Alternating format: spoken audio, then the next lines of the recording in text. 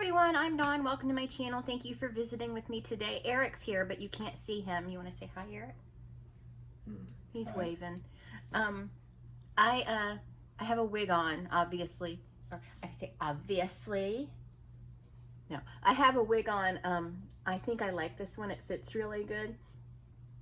All I have to do is I have to spray it with some dry shampoo to kind of get rid of the shine, but I think this could be a wearable wig. I do. It's not, all my wigs, most of them are just too big on me and I have to pin it down really good, but this fits really good. And I don't have to look bald-headed all the time. You know, like my hair is thinning out so much. But so in this video, we're going to talk about my top 10 werewolf movies. And werewolf movies aren't my favorite subgenre of horror, but I do like some of them. So I was able to come up with 10 of them, which works out nicely because it's a nice number, 10. I wouldn't have done it if I had 9 or 7, maybe 5. Right, Eric? Right. Okay, so we'll start with the 10th one.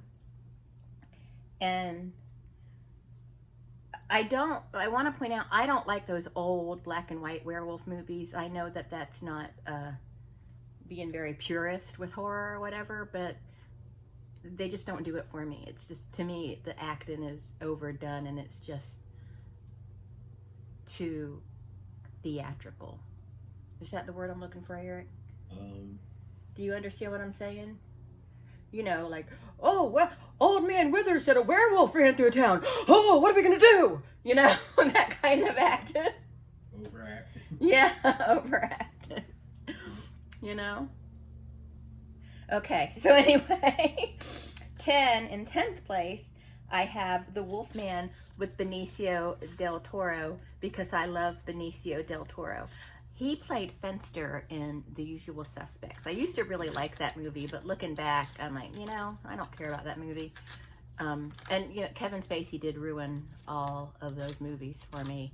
The Usual Suspects. A lot of movies he was in that I liked a lot, he kind of ruined for me because of him as a person. But anyway, he played, Benicio del Toro played a character named Fenster, and I used to have a cat named Fenster. Remember that, Eric? Mm-hmm. Okay, so anyway, 10th place is The Wolfman with Benicio del Toro. And 9th place is Dog Soldiers. I thought that was a really creepy movie. Now, I had seen, when it was first released on VHS, I remember these posters that were like dog tags, and then in the dog tags you can see silhouette of a werewolf, and then it was on the chain. And but I haven't been able to find that image anywhere, and I know I saw it. I didn't dream that. Okay, so 8th place is Wolfen with Albert Finney. That's from the 80s. I think that was 1981-ish. And around the same time, my 7th place movie, The Howlin' with Dee Wallace Stone, came out. You know, E.T.'s mom? I call her E.T.'s mom. I don't care. But The Howlin', I like that because the Dee Wallace is really cool in it. And for 6th place, I have Curse with Christina Ricci. That was just kind of a sharp, what's the word I'm looking for, Eric? Like Movie. Like it was just slick and sharp. You know what I mean? Probably not. Okay. And then number 5, I'm going to switch these. Number 5 is Ginger Snaps with Catherine Isabel. I love that movie. And even I didn't even know it was a werewolf movie when the first time I watched it, when I was first watching. I mean, I figured it out as the movie continued, but I was like, wow, I like this movie and it's a werewolf movie. How unusual. And 4th is the werewolf segment in Trick or Treat, the movie Trick or Treat. I like the werewolf segment with Anna Paquin. The transformation is really cool. In one part when she's transforming, she looks like Avril Lavigne a little bit. Remember that, Eric? Sort of. And I knew she was up to something because she was dressed as Little Red Riding Hood. So I knew, I kind of felt like, you know, there's something up with these chicks. They're wolves or something. I mean, I didn't think wolves right away, but once, I don't want to, spoiler alert. The first thing I thought was zebras. Zebras? Yeah. The first thing you thought when you saw those girls were their zebras? Mm-hmm. Okay, so number 3 is The Company of Wolves with Angela Lansbury and Stephen Ray. I like that movie a lot because it's so oral, A-U-R-A-L, I think is the word I'm looking for. What's that mean? Look that definition up. Oral? Oral. It's like having to do with hearing. Yeah. Oh, I thought that was auditory.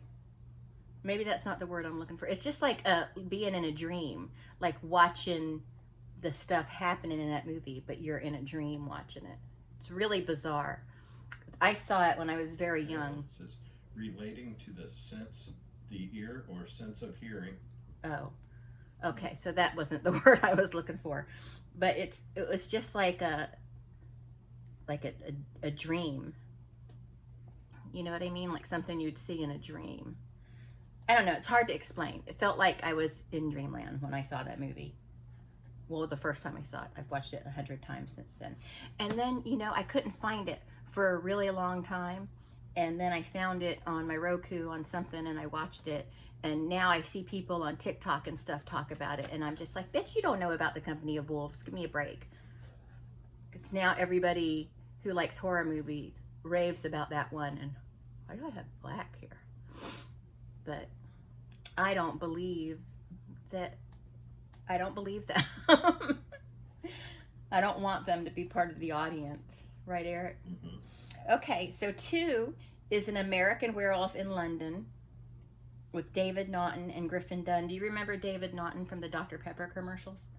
He would dance around. I'm a pepper, you're a pepper, be a pepper. Wouldn't you like to be a pepper too? Remember? He sang it and danced. Not really, no. I remember that song, but I... Do you remember him and My Sister Sam? No. Do you remember My Sister Sam? No, not really. Oh.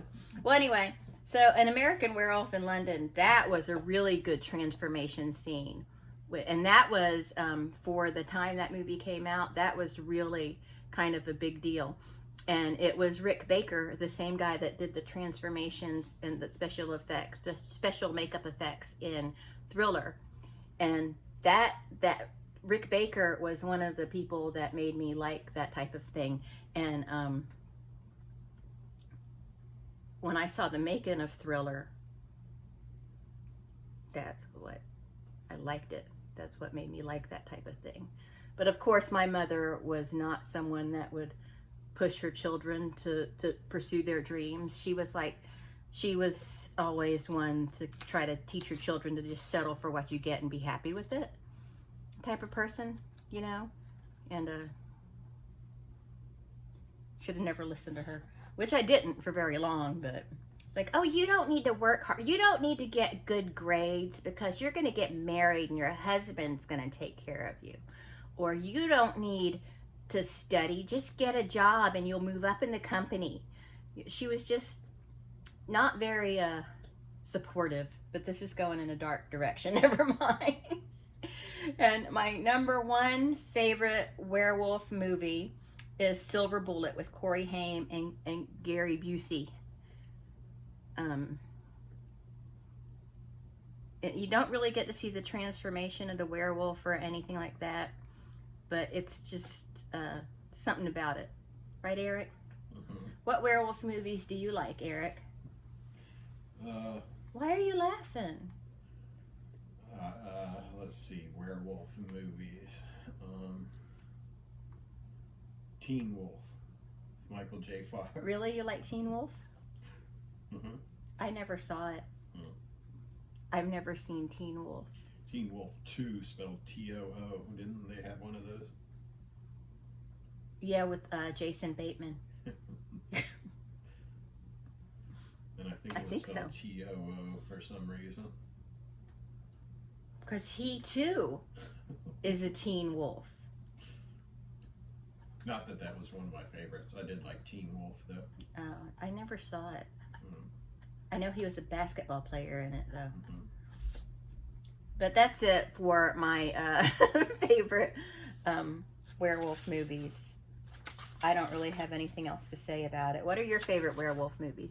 I don't like werewolf movies that much, so. I don't really either. I like vampire movies.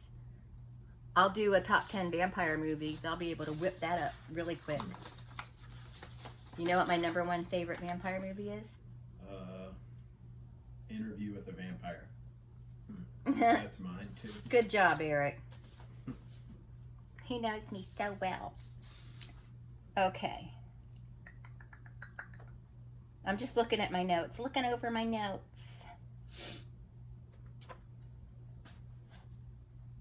It's Angela Lansbury, right?